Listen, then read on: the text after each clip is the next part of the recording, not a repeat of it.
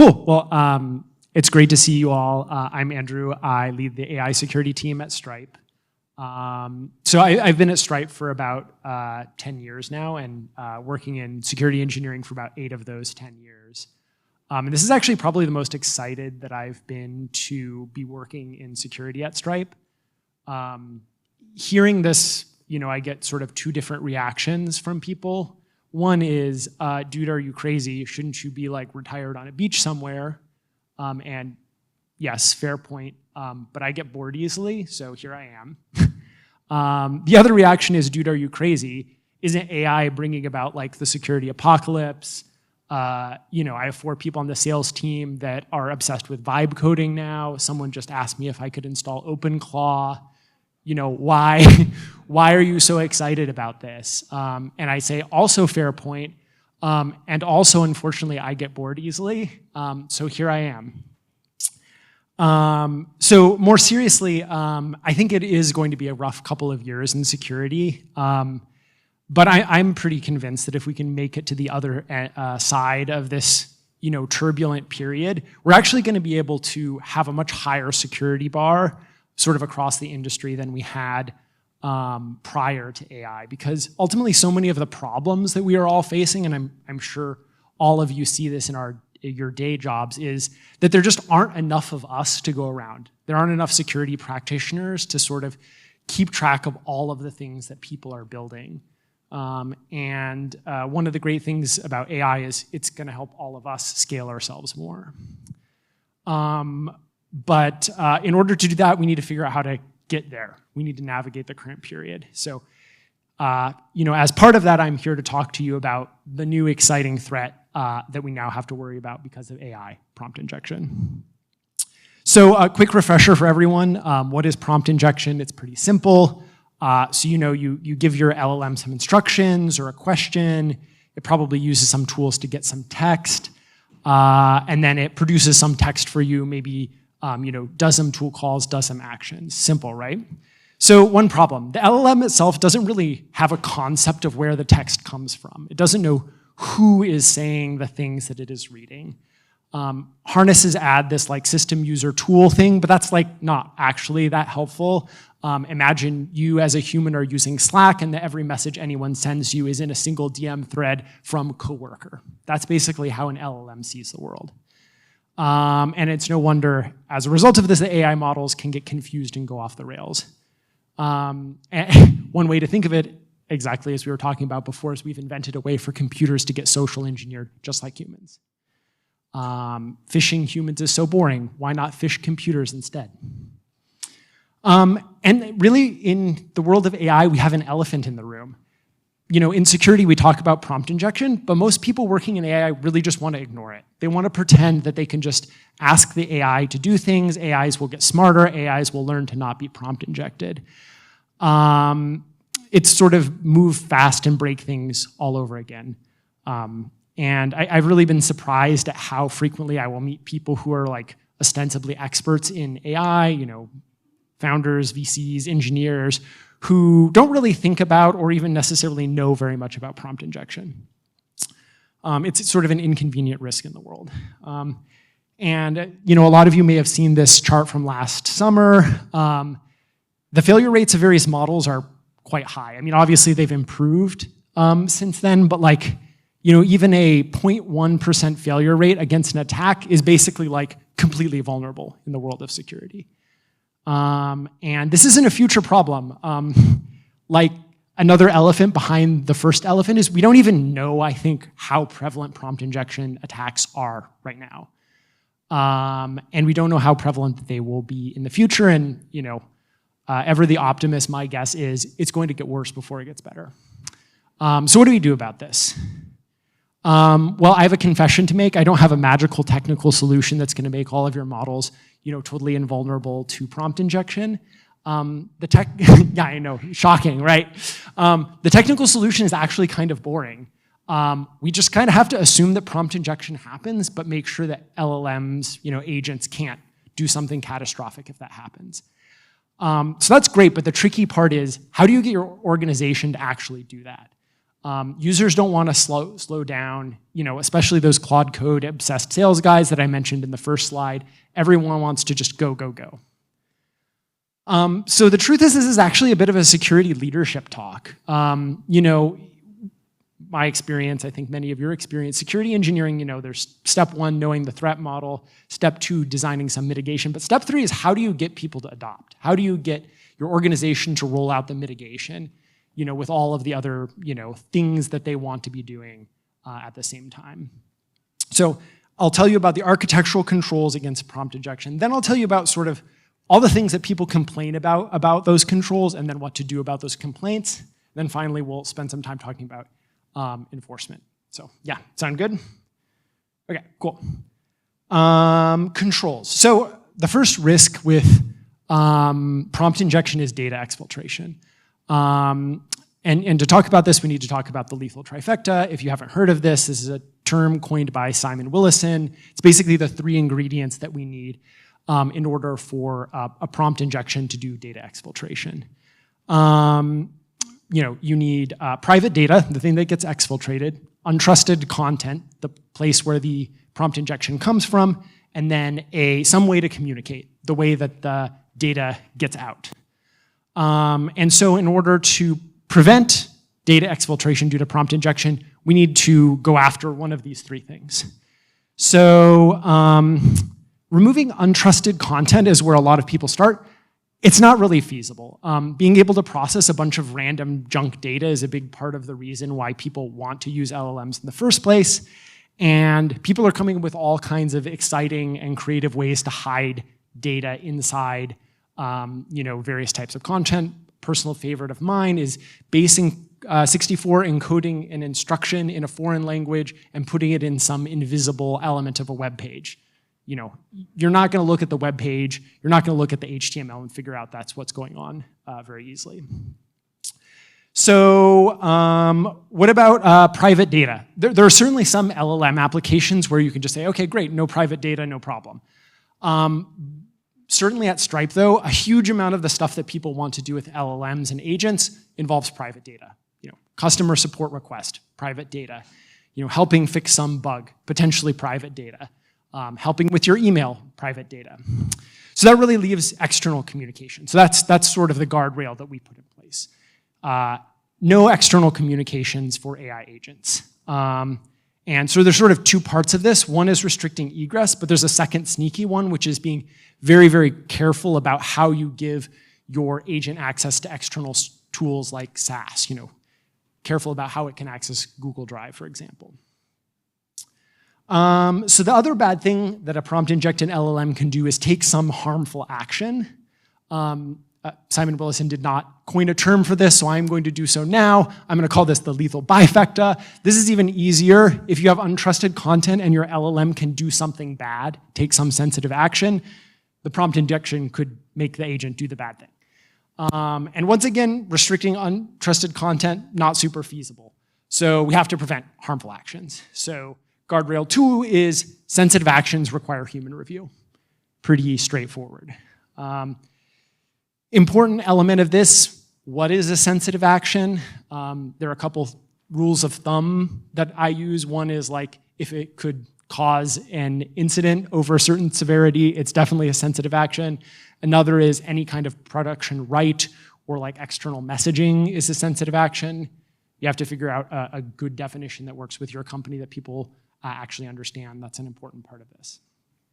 So problem solved, right? Easy. Well, not so fast. This is actually the easy part. How do you get your organization to do all this stuff? I'm sure everyone has had Claude Code ask, hey, can I run this shell command one too many times and said, maybe security is a mistake. Maybe I should just dangerously skip permissions. Agents need to get stuff from the internet. What do we do about this?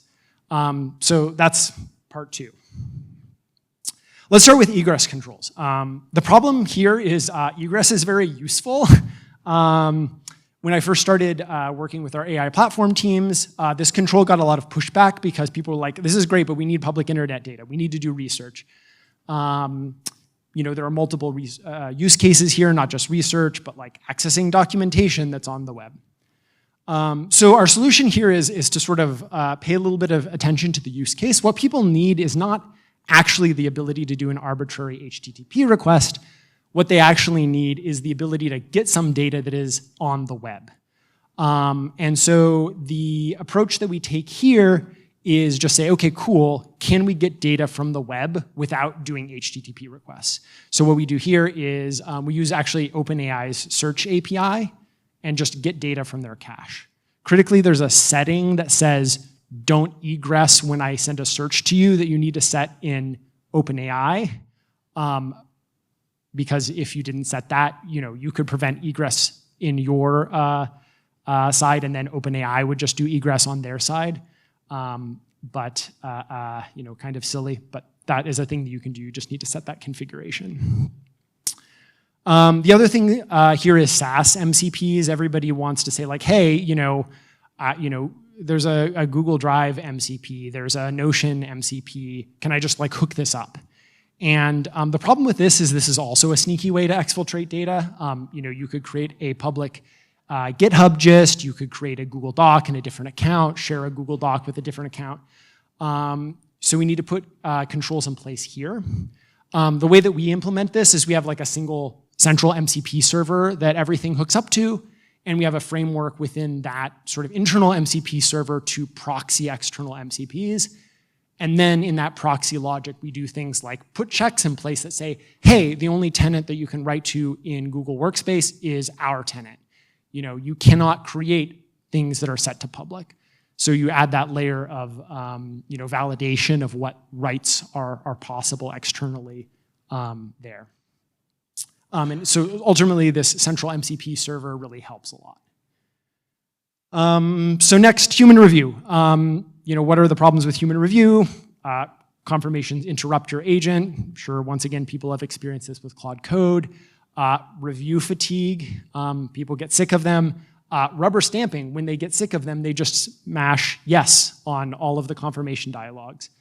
So step one here is don't require review for things that don't actually require review. So like, when we initially created our Jira tool, the person set it to require a human review. We got rid of that. Not worth spending energy on review for something that isn't actually like able to like harm the company. Better to just put like a rate limiter or something on that. And so for the cases where there really are needs for human review, there are a few things that we can make the situation better. Batching is really important. You can think of this kind of like, how you think of pull requests. Like you really want to just look at all of the changes the agent wants to do and then confirm all of them at once.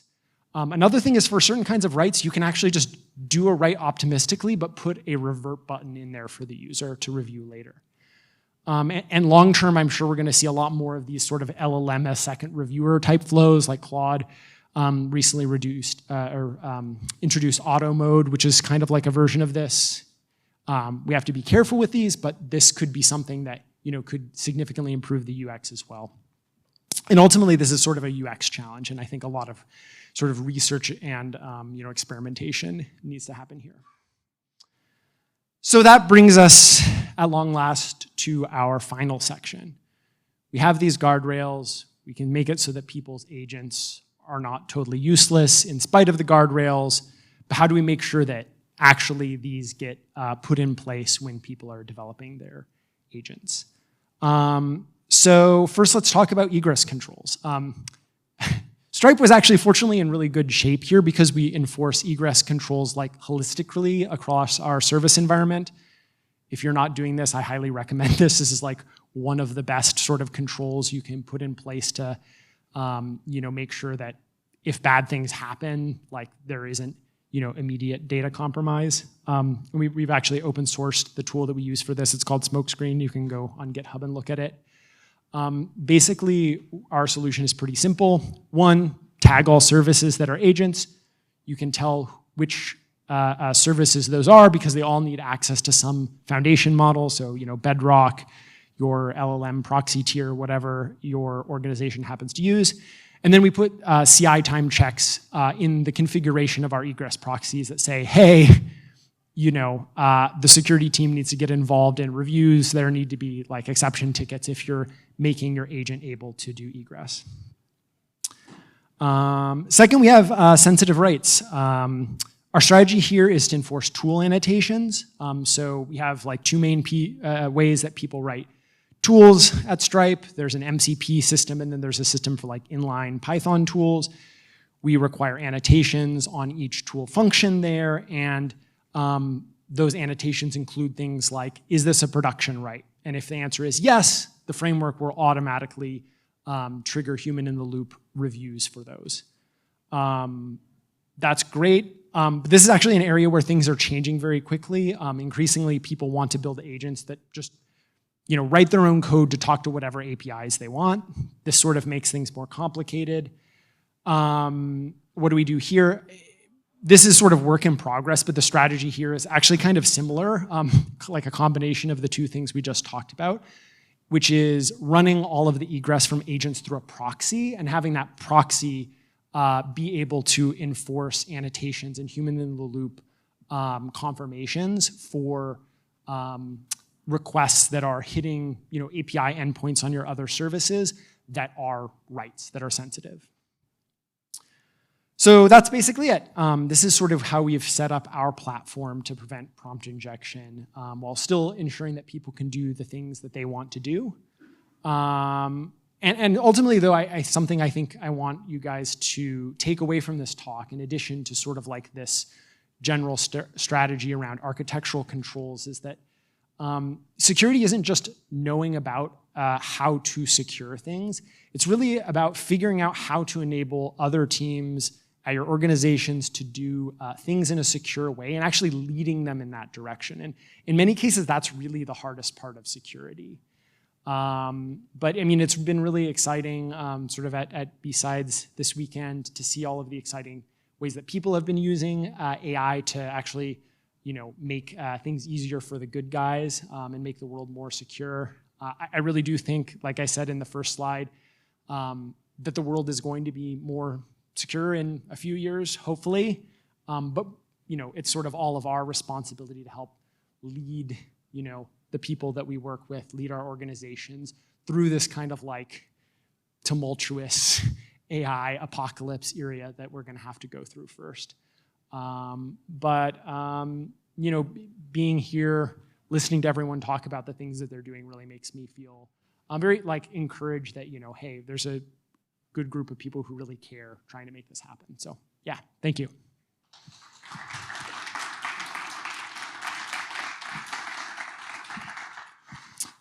Question, I saw you first.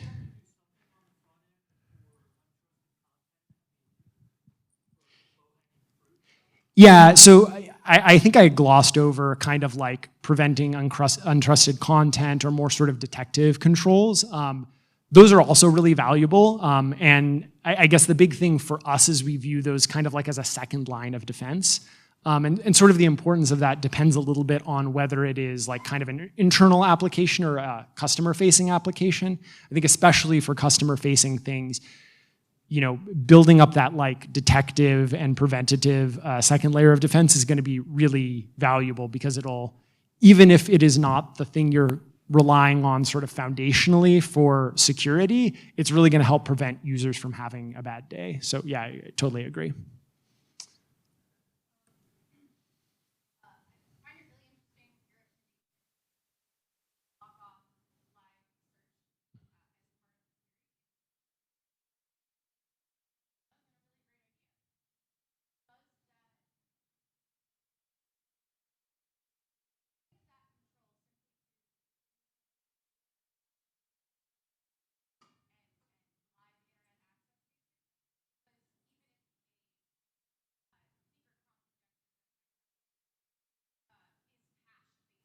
Mm-hmm.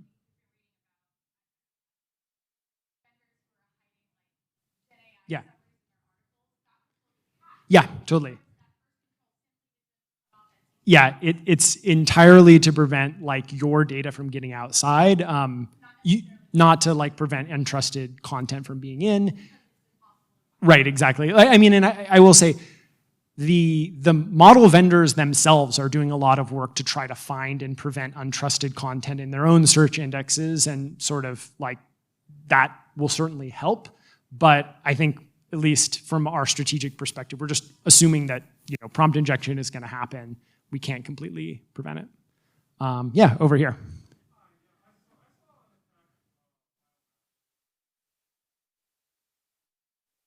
Mm-hmm.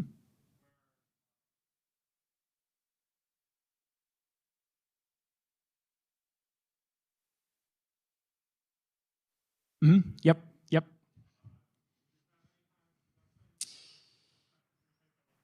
Yeah, totally.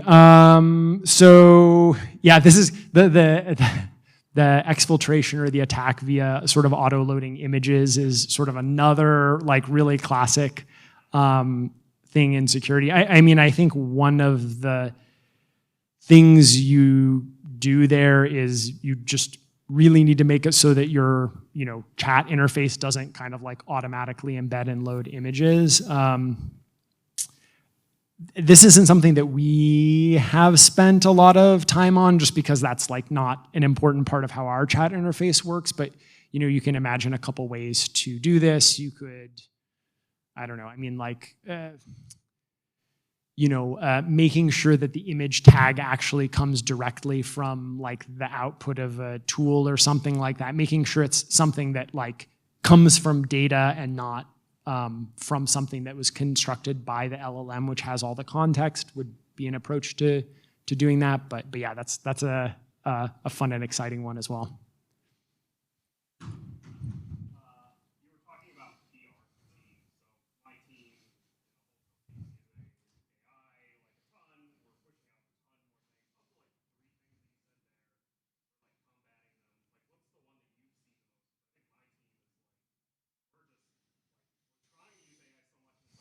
Yeah.